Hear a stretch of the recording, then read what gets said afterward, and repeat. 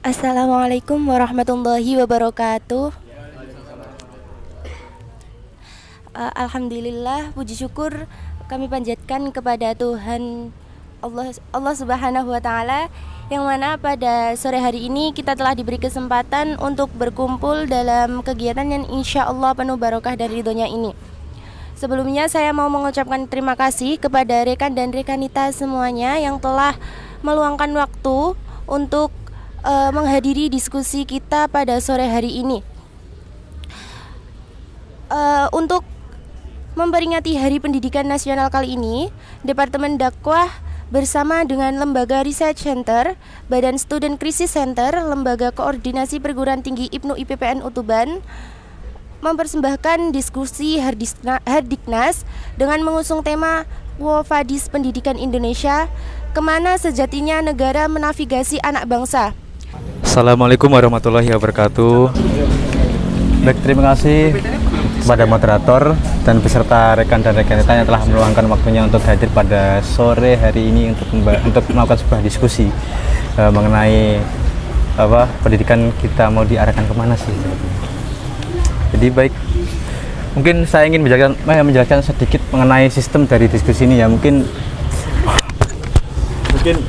dari sistem diskusi ini kita buat interaktif aja. Jadi nanti untuk rekan dan rekan itu dipersilahkan jadi untuk menyampaikan sebuah opininya masing-masing mengenai diskusi yang akan kita laksanakan seperti itu. Jadi tidak ada yang namanya sebuah diskusi bila mana tidak dilakukan antara dua orang atau lebih gitu, dan tidak dilakukannya antara pertukaran pikiran, sebuah gagasan, satu opini yang tujuannya itu untuk mencari solusi dan masalah yang akan kita bahas seperti itu.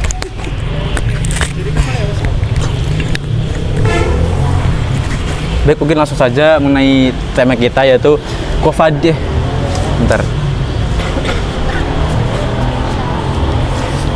Pendidikan Indonesia. Kemana sih sejatinya negara menavigasikan anak bangsa itu? Wah, tema ini menarik ya. Jadi mengajak kita untuk merenungkan arah dan tujuan pendidikan nasional Indonesia kita saat ini mau diarahkan kemana gitu loh. Seperti itu. Baik, lanjut saja.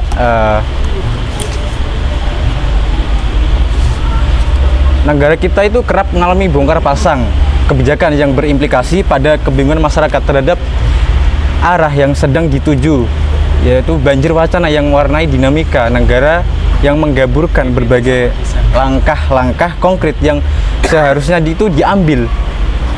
Ini berkaca dari betapa kompleksnya problematika yang terjadi pada sistem kita. Itu alih-alih mencari jalan penyelesaian yang cepat, negara seakan memilih untuk abai terhadap realitas, bukan sekali atau dua kali wacana, hingga kebijakan yang dikeluarkan bernilai begitu serampangan. Nah, jadi bahwa negara kita itu kerap mengalami bongkar pasang kebijakan yang berimplikasi pada kebingungan masyarakat. Itu adalah bahwa pemerintah sering mengubah-ubah kebijakan tanpa konsistensi yang jelas, sehingga sehingga masyarakat itu menjadi kebingungan, ragu, dan tidak yakin dengan arah kebijakan pada Indonesia ini mau diarahkan kemana gitu loh, dan tidak yakin dengan arah kebijakan yang dijalankan. Jadi hal ini tuh menyebabkan banjir wacana yang justru menggaburkan, yaitu dalam menyampaikan fakta mengenai langkah-langkah yang konkret yang benar, yang harusnya itu untuk menyelesaikan suatu masalah secara efektif seperti itu. Jadi mungkin konkret hal ini dapat dilihat dari pengalaman pemerintah dalam menangani sebuah pandemi COVID-19 di mana kebijakan itu sering berubah-ubah dan terjadi pergantian susunan tim penanganan yang menimbulkan kesan kebingungan yang ketidakpastian di masyarakat. Jadi ada suatu pengamat politik itu mengatakan, itu yang bernama Ujang Komarudin, itu menyatakan bahwa kebijakan yang bongkar pasang tersebut mencerminkan sebuah kebingungan. Pemerintah dapat menghadapi situasi yang kritis. Jadi sehingga menimbulkan keraguan publik terhadap efektivitas kebijakan dan kepemimpinan yang ada. Jadi kebijakan yang serampangan ini dan tidak terencana dengan baik juga berdampak negatif seperti yang terlihat pada kasus pada PHK massal pada PT Sritex massal, perusahaan Sritex yang terkait dengan kebijakan perdagangan bebas dan UU Cipta Kerja yang dianggap merugikan pekerja. Jadi perusahaan PT privat ini mengalami sebuah sebuah kelilitan utang sampai beberapa triliun gitu, dan juga mengalami persaingan ketat dalam produk impor, dan penurunan global turut memperburuk kondisi keuangan pada perusahaan Sritex ini. Dan ini satu problem masalah yang tidak yang dilakukan secara yang dialami oleh privat seperti itu. Jadi untuk selanjutnya, lantas apa contohnya? Pertama itu sistem pendidikan kita itu kiranya dekat sekali dengan kependidikan politik, kepentingan politik. Salah satu hal yang paling kontras ialah pergantian kurikulum. Setiap kali pergantian presiden, di sini menjadi sebuah pertanyaan. Benarkah pejabat kita itu tidak pernah memikirkan bagaimana cara untuk memformulasikan sistem pendidikan secara mendalam agar agar setiap generasi peserta didik seakan hanya menjadi kelinci percobaan. Jadi di mana pada seiringnya pergantian pemimpin sekaligus dengan perubahan kurikulum, peran guru pun terlibat dalam hal ini, yang dimana dengan adanya perubahan kurikulum, guru dituntut untuk beradaptasi dengan perubahan kurikulum tersebut. Dan akibatnya apa ya, dengan adanya perubahan kurikulum yang terlalu cepat itu dapat menyebabkan kebingungan bagi guru dan siswa-siswanya. Ya karena apa ya, karena dengan adanya perubahan kurikulum, beban guru itu semakin berat ya, entah dari hal administrasi atau yang lainnya, dan itu berdampak langsung pada cara mengajarnya, ditambah lagi pada gaji guru yang nggak seberapa gitu loh. Jadi selain pada perubahan kurikulum, teknik mengajar guru pun disesuaikan dengan seberapa ya gaji yang mereka terima. Jadi dampaknya dengan tahu akan hal itu, guru-guru itu kebanyakan cara teknik mengajarnya itu digunakan secara formalitas hanya untuk memenuhi administrasi. Jadi ya intinya kalau sudah ngajar ya sudah gitu, tidak melihat efek dari teknik mengajarnya. Apakah siswa-siswa ini paham betul dengan apa yang diajarkan dari guru tersebut. Lanjutnya, dalam kasus kurikulum negara, kita kerap mencoba untuk dapat secepat mungkin mengadaptasi kurikulum negara-negara maju, namun melupakan proses validasi akan kesesuaian dari kurikulum yang diadaptasi. Contohnya kurikulum Merdeka yang mencoba mengadaptasi kurikulum Finlandia dengan fleksibilitas belajar, tidak ada ujian, tidak ada pemeringkatan dan lain-lain. Jadi kalau dilihat-lihat mengenai kurikulum Merdeka yang mencoba mengadaptasi kurikulum Finlandia, untuk sementara ini mungkin tidak cocok bila diterapkan di Indonesia. Ya karena apa ya? Karena Indonesia dan Finlandia itu memiliki perbedaan signifikan dan infrastruktur dalam segi SDM dan kualitas budaya dan konteks budaya. Untuk Finlandia itu memiliki sistem pendidikan yang berpusat dengan guru yang berpendidikan tinggi dan fasilitas yang merata. Sementara Indonesia itu menghadapi tantangan dalam pemerataan fasilitas, kualitas guru dan dukungan masyarakat. Nah, jadi saran saya janganlah dulu tergesa-gesa untuk untuk meningkatkan kurikulum dengan kurikulum negara lain. Ya cukup fokus dan konsisten dengan kurikulum yang sudah ada dan tingkatkan bagaimana caranya supaya generasi-generasi sekarang itu minat akan literasi, minat akan membaca gitu loh. Kenapa ya sampai sekarang ini Indonesia dibilang sebagai negara yang bisa disebut minim akan literasi gitu. Ya jadi dan saya pernah membaca dari akun Instagram jadi BP Indobook Party gitu. Bahasanya Indonesia itu kenapa kok sering dibilang sebagai negara yang minim akan literasi gitu ya, karena kita itu diajarkan sejak kecil untuk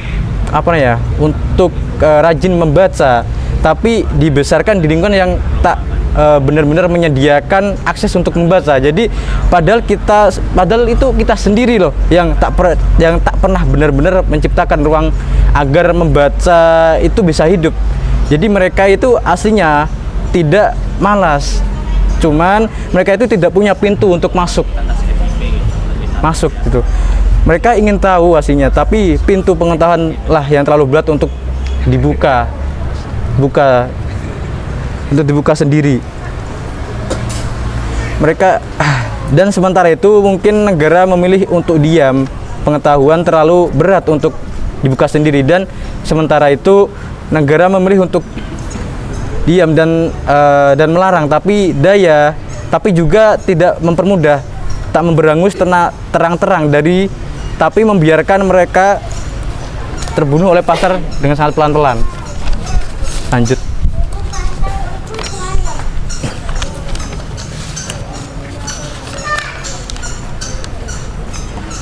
Jadi dengan segala dan kurangnya kurikulum media tetap terbukti tidak sepenuhnya relevan dengan kebutuhan bangsa kita. Jadi bila kita melihat dari sisi industrial, mungkin bisa dikatakan kesesuaian dengan pasar. Namun bila kita berbicara tentang esensi pendidikan yang bermuara pada kepakaran ilmu, maka kiranya akan ternilai alpa seperti itu. Jadi bila kita melihat dari sisi industri, mungkin benar bisa dikatakan sesuai dengan pasar ya, karena lulusan-lulusan dari pelatihan, kursus dan pengembangan skill lainnya, ia dapat langsung terserap di dunia kerja ya, karena memiliki keterampilan yang dibutuhkan industri seperti itu. Tapi ya kalau kita bicara mengenai esensi pendidikan yang bermuara pada kepakaran ilmu, mungkin benar kata Gus Saad semalam bahwasanya banyak orang pandai dengan ilmu yang mereka miliki, tetapi dia itu enggan untuk menaburkannya ya. Harusnya kan itu ya menjadi itu juga dapat berpotensi untuk memperbaiki kualitas guru, tetapi kenapa ya banyak yang enggan malah memilih untuk mengambil profesi lain ya, karena itu yang dengan adanya perubahan kurikulum pendidikan, beban guru yang semakin berat entah dari segi administrasi atau lainnya, dan tambahlah gaji yang nggak seberapa, maka dari itu kurikulum tersebut belum berhasil untuk membentuk lulusan yang benar-benar menguasai ilmu secara mendalam, kritis, dan mampu mengembangkan ilmu secara utuh. Ya mungkin kalau dibilang relevansi dengan kebutuhan bangsa sekarang ya mungkin relevan atau tidaknya itu mungkin secara keseluruhan kurikulum masih belum relevan dengan kebutuhan bangsa ya, karena karena lebih menekankan pada aspek keterampilan kerja dan administrasi, sementara aspek moral, karakter, dan pengembangan ilmu secara mendalam masih minim diperhatikan, terutama pada guru gitu. Terus yang selanjutnya, terdapat suatu studi paling komprehensif yang dilakukan oleh McKinsey. Melalui studi tersebut, ia itu melakukan pengamatan terhadap sistem pendidikan lebih dari 20 negara, termasuk yang mengalami peningkatan kualitas secara drastis, misalnya Singapura, Korea, dan Sail. Dan ada catatan penting, kalau nggak ada resep ajaib yang bisa langsung merubah kita ya, perlu sadar rai, kata Gus Saad, sadar rai, sadar posisi itu. Maksudnya di level mana kita berada, baru strategi apa yang cocok untuk kita terapkan. Terus menurut McKinsey, melalui teori fase-fase perbaikan pendidikan, dia itu mengatakan bahwasanya sistem pendidikan yang berhasil meningkat itu terjadi secara bertahap. Maka untuk membuat formulasi yang tepat terdapat klasifikasi yang bagi menjadi 4 level. Mungkin bisa dibaca mengenai 4 levelnya itu yang telah dikirim oleh Gus di grup. Harus lengkap. Harus lengkap ya. Jadi kalau kamu pernah observasi ke sekolah-sekolah mungkin atau sekedar nonton berita-berita pendidikan kita yang masuk di algoritma sosmed, pasti gak asing lagi kalau ya sering dengar adik-adik kita pada gak lancar baca berhitung, bahkan ada yang gak bisa udah masuk tingkat sekolah menengah. Jadi problem matematika sekarang itu anak-anak zaman sekarang itu telah terdistraksi oleh media sosial. Jadi dia itu tidak bisa memilih mengenai informasi yang benar apa enggaknya. Jadi mereka itu sudah terbiasa dengan untuk memproduksi konten-konten yang sangat sedikit. Ya mungkin ya mohon maaf mungkin ya kalau kalau kontennya bermanfaat ya mungkin saja bisa untuk dipelajari. Kalau mungkin ya kalau kontennya yang enggak bermanfaat ya itu bisa merusak generasi kita, kayak konten-konten yang joget-joget atau hal yang lainnya gitu.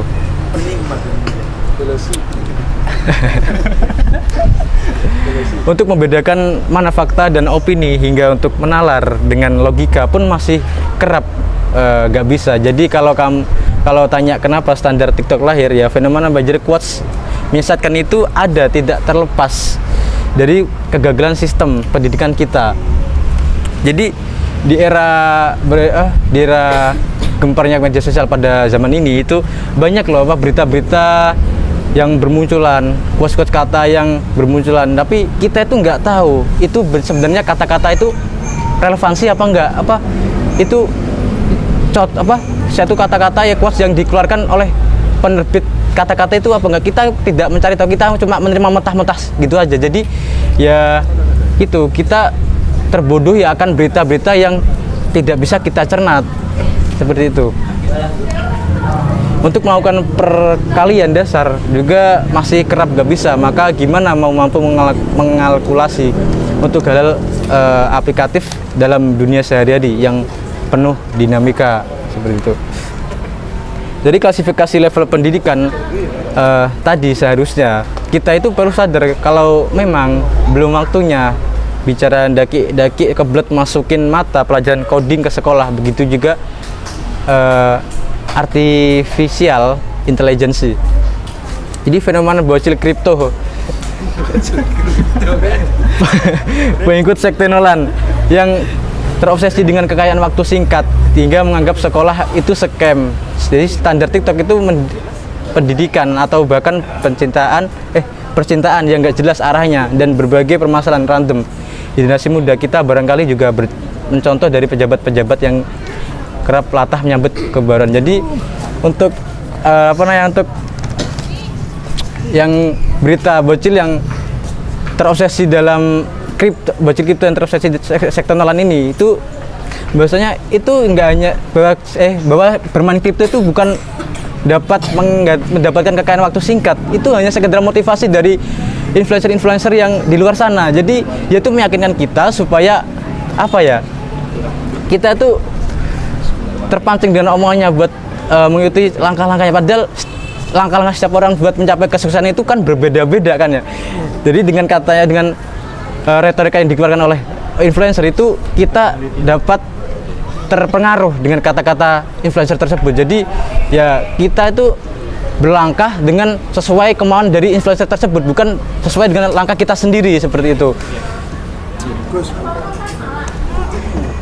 Jadi fenomena bocil kripto itu pengikut sektor yang terobsesi dengan kekayaan dengan singkat hingga menganggap sekolah itu cuman sekedar scam. Standar TikTok untuk percintaan yang gak jelas arahnya dan berbagai permasalahan random generasi muda. Jadi percintaan di dunia sekarang itu harusnya nggak penting juga aslinya. Ya kita menghabiskan waktu buat pacaran itu ngapain gitu loh. Kita bisa buat waktu kita, selain kita melakukan percintaan itu, kita sisihkan waktu kita buat belajar, buat mengupgrade diri kita, buat menjadi lebih baik buat kedepannya gitu, buat mempersiapkan diri kita buat kedepannya, buat menghadapi tantangan zaman buat kedepannya itu seperti apa kita kan nggak tahu. Jadi ya kita perlu mempersiapkan diri kita akan hal itu. Fragmentasi masyarakat pun terjadi bahkan hanya disebabkan oleh perbedaan pandangan tentang lebih baik kuliah dulu atau langsung kerja. Ini mencerminkan betapa kaburnya arah pendidikan kita yang berhasil mengimajinasikan tentang bagaimana kompetisi individu menentukan kualitas suatu bangsa. Begitu. Jadi ya Gus. Mungkin ada tanggapan mengenai opini dari teman-teman rekan dan rekan kita mengenai Kembalikan ke moderator bisa nggak? saya kembali ke moderator. Ada opini. Jadi di sini kan Mungkin dari rekan dan rekan kita ada pertanyaan atau opini yang mau. Oke. Izin bertanya nih, rekan. ya. Tadi kan rekan menyampaikan bahwa seiring bergantinya kayak kebijakan itu kan mempengaruhi di apa ya? Ya kurikulum. Kan semakin cepat ganti juga. Kurikulum ini maksudnya. Nah, itu tadi sampean secara tidak langsung sampean proning Pak Prabowo, Soeharto. Jadi masa Soeharto kan sangat lama. Jadi kebijakan itu kan gak terlalu cepat untuk berganti. Kenapa saya bilang zaman Soeharto? Karena zaman Soeharto memang kebijakan tersebut sangat lama. Memang Soekarno juga menjabat lama, tetapi di masa Soekarno itu sepertinya sering berganti periode, sering berganti para pemerintah itu sering berganti. Iya. Gitu. Jadi kan kayak kurang maksimal seperti yang jenengan sampaikan. Ya menurut sampean mungkin Bapak Prabowo harus menjabat lebih lama lagi supaya pendidikan di Indonesia menjadi lebih baik. Apa seperti itu? Gimana? Atau pertanyaan saya yang kurang tepat? Iya. Gimana untuk rekan-rekan kita? Apa ada yang mau nyanggah mengenai pertanyaan yang dari Mas siapa? Rizal. Mas Rizal. Mungkin ada yang mau nyanggah sebelum Sampai ini sih. Masih kebijakan sering berganti kan mempengaruhi nih kurikulum. Iya, kurang maksimal. Zaman Soeharto kan sangat lama sekali. Iya. Kan itu pun mempengaruhi juga kebijakan. kebijakan. Mempertahankan kurikulum ya nggak harus dengan perbaikan Hah? Gimana? untuk mempertahankan kurikulum perbaiki kurikulum kan nggak harus dengan perpanjangan Ya mungkin dari intinya dari pertanyaan dari Mas Rizal itu mungkin mengenai kurikulum yang dalam pergantian periode itu solusinya ya nggak harus sekedar memperpanjang masa jabatan gitu. Jadi ya mungkin cukup dengan konsisten dengan kebijakan kurikulum yang sekarang ini. Jadi ya mungkin di konsisten dia mungkin ya K13 iya. Ya mungkin kalau kurang lengkap jawaban kurang memuaskan bisa disambung oleh dari rekan dan rekan-rekan kalau mungkin jawaban saya kurang jelas. Monggo bisa bagaimana mau menambahkan? Ya, kalau melihat kondisi Indonesia saat ini kan ganti presiden, ganti kebijakan, ganti kurikulum. Iya. Ya mungkin Indonesia ini pendidikannya ada campur tangan politik juga. Iya.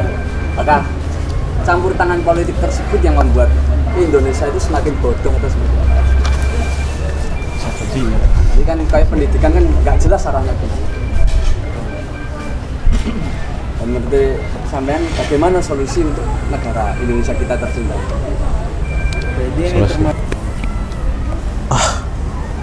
Wait. Ya, jadi memang dalam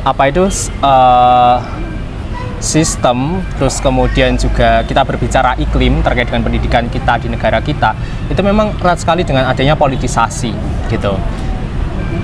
Menjawab dari pertanyaan Mas tadi ya, kayak kita berbagi opini gitu. Jadi sebenarnya untuk kemudian yang ditekankan dalam materi yang kita bawa dalam Departemen Dakwah itu bukan narasi untuk kemudian kita setuju dengan sebuah stagnansi gitu.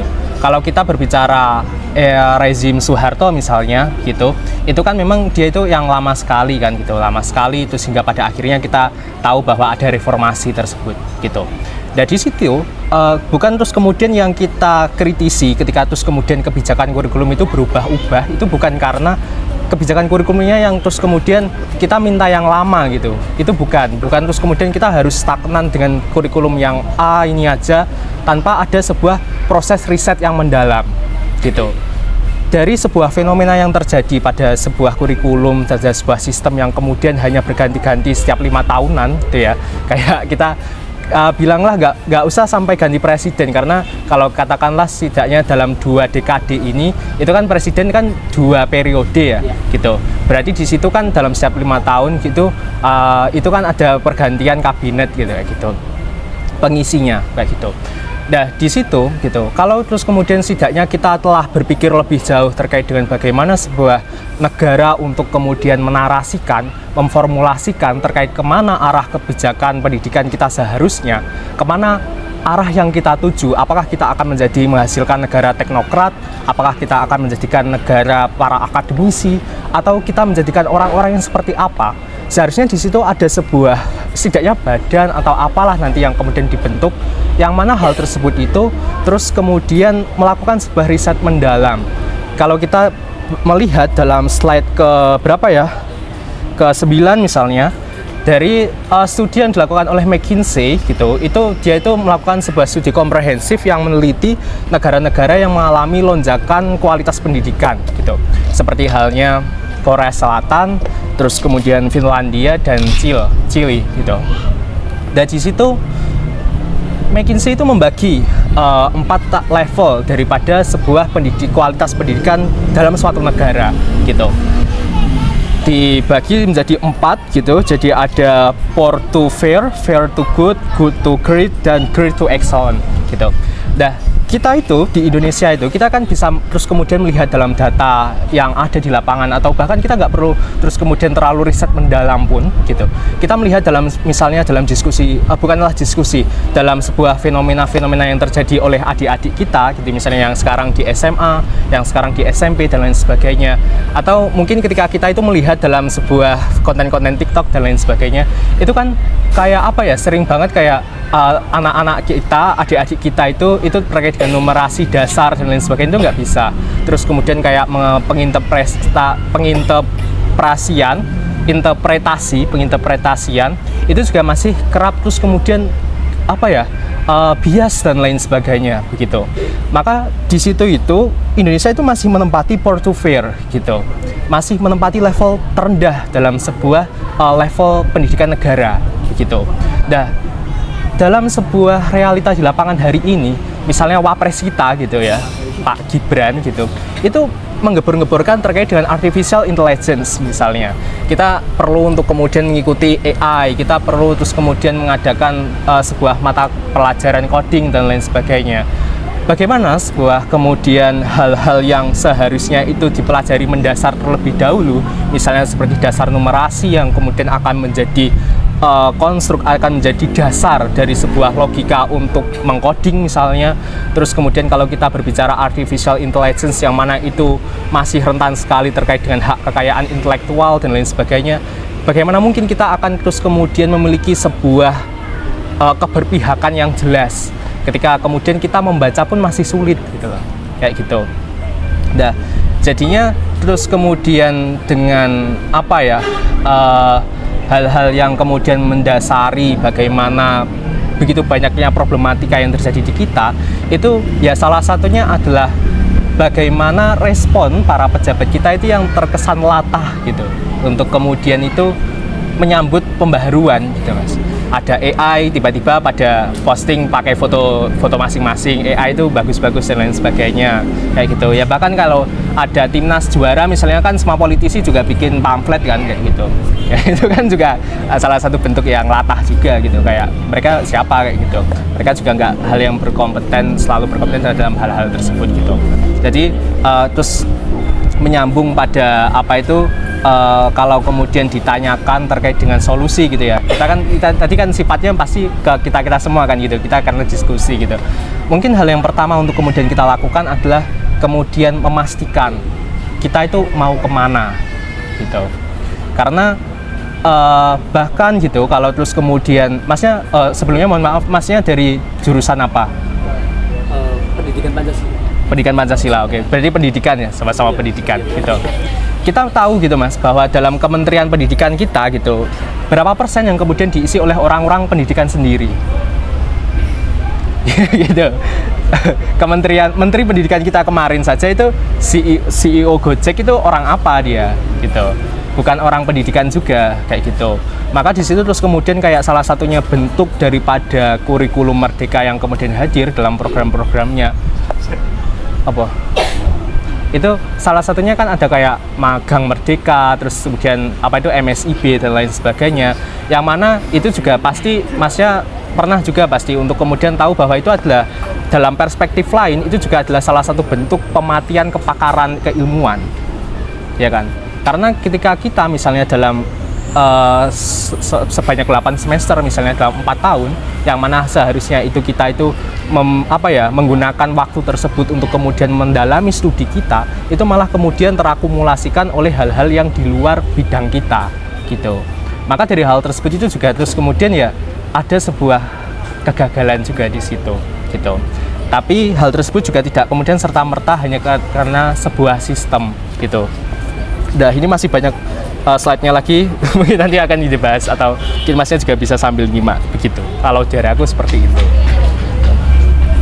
Lanjut ya, mengenai fragmentasi masyarakat itu pun terjadi ya kan ya, bahkan hanya disebabkan oleh perbedaan pandangan tentang lebih baik kuliah dulu atau langsung kerja. Ini mencerminkan betapa kaburnya arah pendidikan kita yang berhasil mengimajinasikan tentang bagaimana kompetensi individu menentukan kualitas suatu bangsa. Jadi salah satu permasalahan yang besar bangsa kita itu adalah kompetensi dan permasalahan ini pun terjadi hingga kepada mereka yang kerap dijuluki sebagai pendidik. Jadi menurut Kementerian Pendidikan dan Kebudayaan pada tahun 2008 sesuai dengan PP Nomor 74 tahun 2008, guru itu memiliki tugas utama yakni mendidik, mengajar, membimbing, mengarahkan, melatih, menilai dan mengevaluasi peserta didik. Kemudian berdasarkan peraturan Menteri Pendidikan dan Kebudayaan Republik Indonesia nomor 137 tahun 2014, seorang guru itu diwajibkan memiliki 4 jenis kompetensi utama, yakni kompetensi pedagogik, kepribadian, sosial, dan profesional. Jadi untuk kompetensi pedagogik ini sendiri itu merujuk pada kemampuan guru. Jadi dalam memahami karakteristik peserta didik serta merancang dan mengelola proses pembelajaran yang berjalan secara efektif. Jadi untuk kompetensi profesional berkaitan dengan penugasan akhir, penguasaan materi mengenai pelajaran secara mendalam dan menyeluruh yang harus dikuasai oleh guru dan dalam pelaksanaan tugasnya. Sementara itu kompetensi kepribadian mencerminkan kualitas personal guru. Seorang guru yang mencakup stabilitas emosional, kedewasaan, kebijaksanaan, integritas moral, serta kemampuan jadi panutan. Jadi ya bila mana kepribadian seorang guru itu mencerminkan etika dari guru itu sendiri. Dan itu jika kepribadian guru itu jelek ya mungkin murid-muridnya pun juga ikut jelek bakalan. Jadi menurut Wibowo dan Hamrin pada tahun 2012, kompetensi sosial itu merupakan kapasitas guru dalam lingkungan sekolah maupun dalam konteks masyarakat secara lebih luas. Jadi namun dengan segala standar kompetensi yang telah diatur, realita di lapangan masih kerap tidak memenuhi standar kompetensi tersebut. Jadi para pendidik kita itu seharusnya bisa jadi punya penguasaan konten ilmu yang baik gitu, tapi penguasaan pedagogis yaitu pengajaran. Oh enggak, Mas.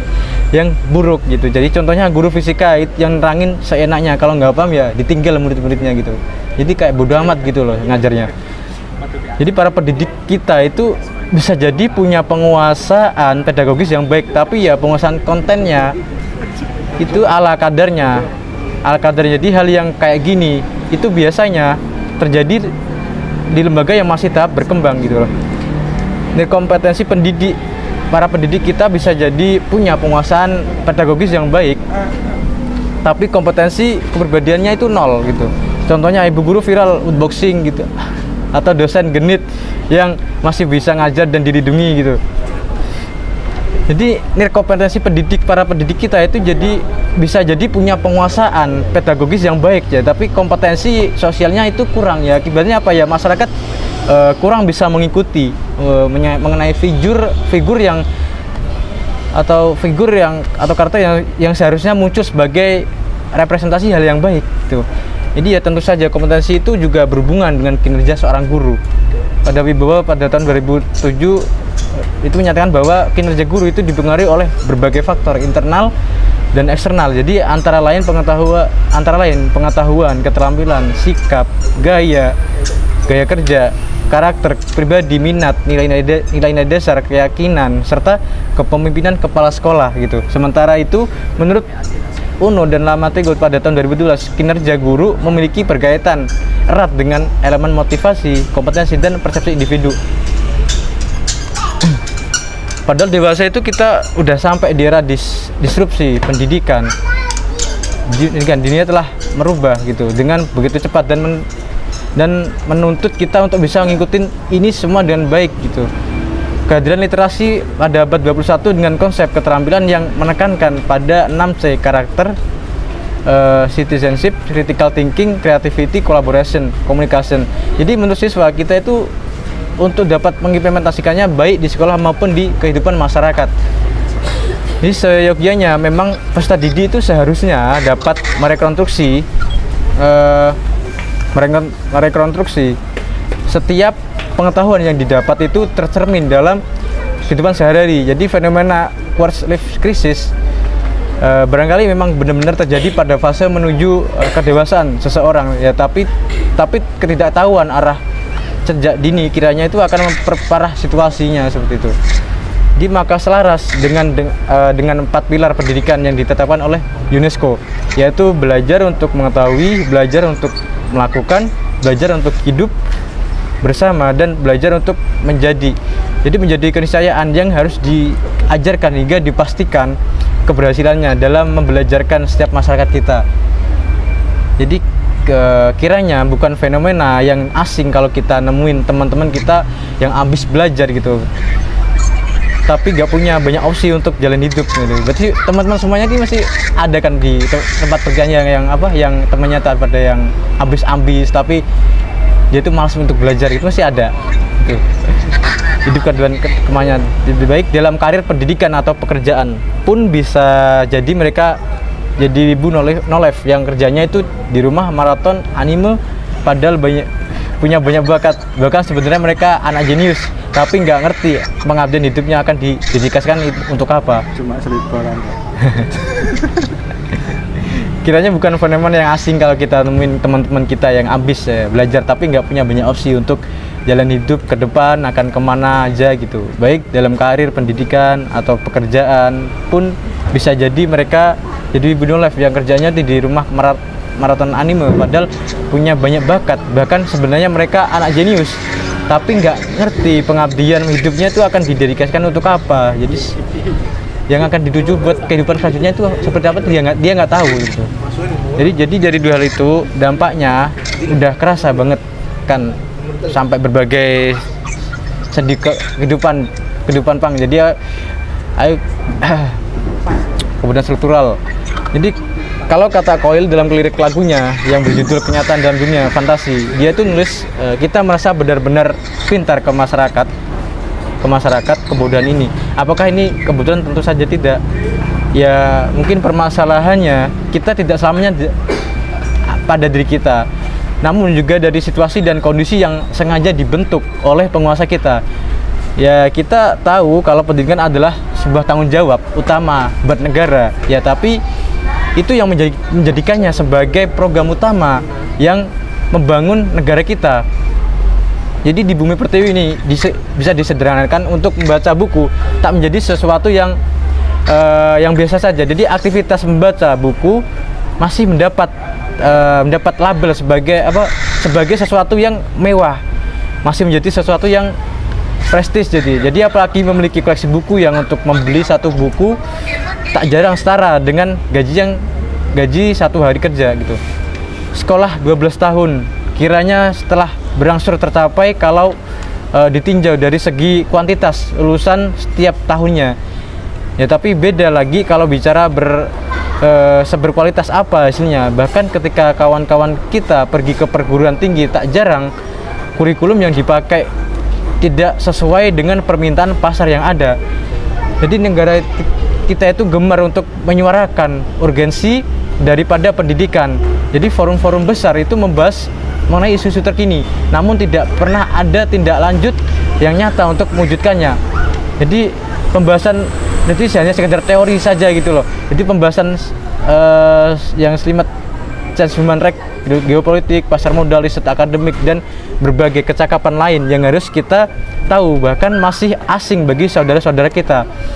Jadi maka dengan persoalan tersebut kita itu perlu melaksanakan gerakan kolektif dengan baik. Jadi yaitu akidasi yang diluncurkan, yaitu propaganda yang dilantangkan. Jadi kita tahu bahwa revolusi itu tidak pernah terjadi tanpa ada upaya konkret, yaitu upaya yang benar untuk mewujudkannya. Dan sudah tahu tentunya bahwa setiap perubahan dimulai dari diri kita sendiri. Jadi menjadi sebuah kewajiban sebagai kaum terdidik memiliki kesadaran untuk apa yang harus dikerjakannya.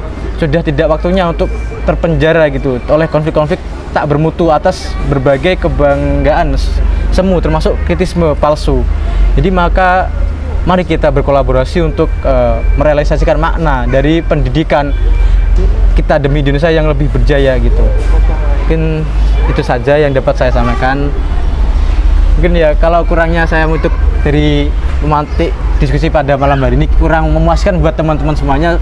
Ya saya aslinya ya masih belajar di sini untuk menjadi jadi memantik diskusi ya. Mungkin saya aslinya ya mencoba untuk keluar dari zona nyaman untuk melakukan sebuah pengabdian pada diri saya sendiri. Mungkin dari evaluasi sekarang, kesan dari saya sekarang mungkin bisa dibuat evaluasi buat kedepannya supaya bisa jadi lebih baik lagi.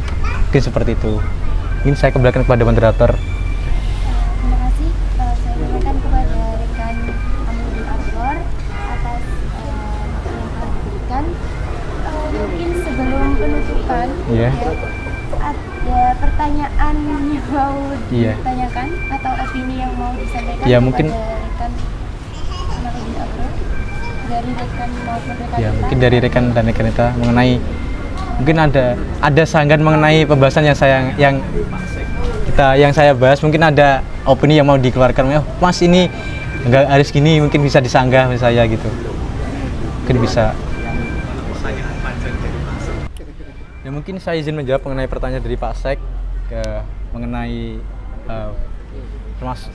mengenai posisi yang sama dalam menyikapi persoalan ini, termasuk adanya AI yang harus kita ikuti itu.